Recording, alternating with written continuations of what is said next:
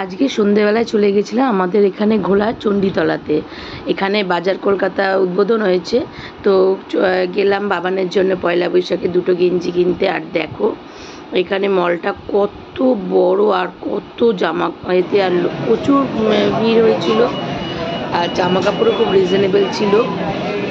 আমি বাবানের জন্য দুটো গেঞ্জি পছন্দ করে নিয়েছিলাম, আর এখানে এই প্যান্টটাও নিয়েছিলাম বাবানের জন্য।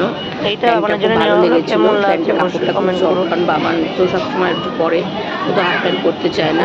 আর দেখো মলে গিয়েও শান্তি নেই, মোবাইল নিয়ে দেখতে ঘাঁটতে আরম্ভ করে দিয়েছে। সুযোগ পেলেই হলো মোবাইল ঘাঁটতে আরম্ভ করে দেয়।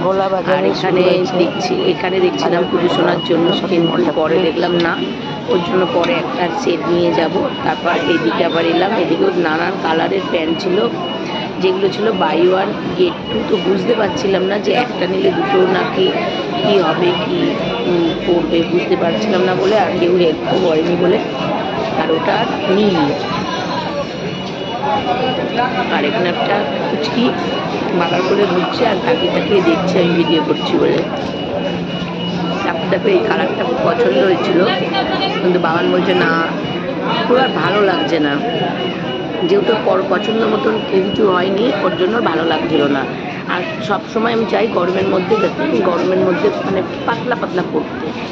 আর ও টানা, তারপর আমি চলে এলাম আমার কটা টপ দেখার জন্য। আর এখানে টপের কালেকশনগুলো খুব সুন্দর, প্রাইসটাও রিজনেবল, কিন্তু আমার ঠিক ভালো লাগছিল না। কারণ যেহেতু আমার অন্যরকম একটা পরিকল্পনা আছে, সেই কারণে আমি আর কিছু নিইনি, বাবানের জন্যই নিলাম।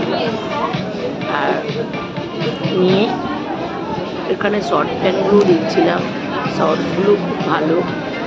আর তারপর এখানে দেখছিলাম বাবানের জন্য। আর এই দেখো ওর কোনো দিকেই নজর নেই, ওর নজর শুধুমাত্র মোবাইলের দিকে।